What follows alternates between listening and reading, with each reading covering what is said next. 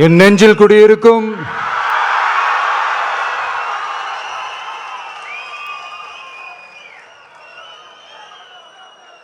என்னுடைய தோழர்களுக்கும் தோழிகளுக்கும்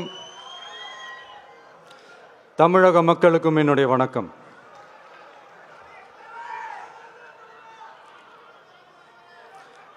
நம்ம குடும்ப உறவுகளை இழந்ததுனால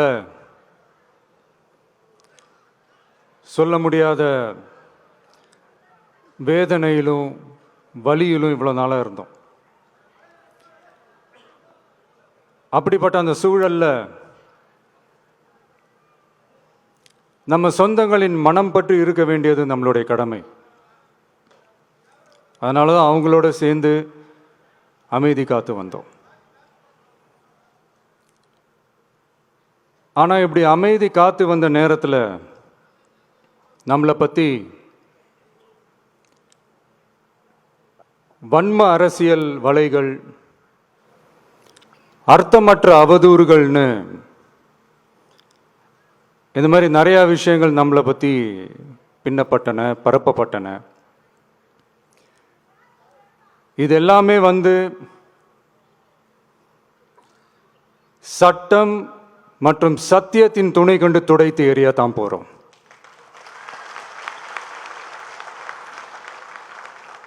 பட் அதுக்கு முன்னாடி தமிழக சட்டமன்றத்தில் நமக்கு எதிராக நிகழ்த்தப்பட்ட ஓர் உரைக்கு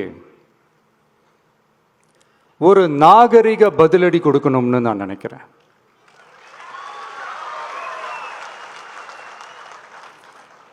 அரசியல் செய்ய விருப்பமில்லை, அரசியல் செய்ய விருப்பமில்லைன்னு அடிக்கடி சொல்ற முதல்வர்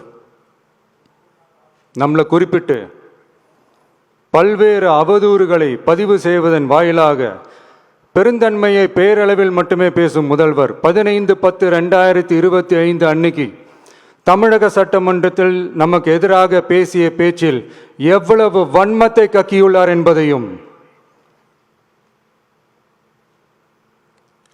எப்படிப்பட்ட ஒரு அரசியல் செய்ய முயல்கிறார் என்பதையும்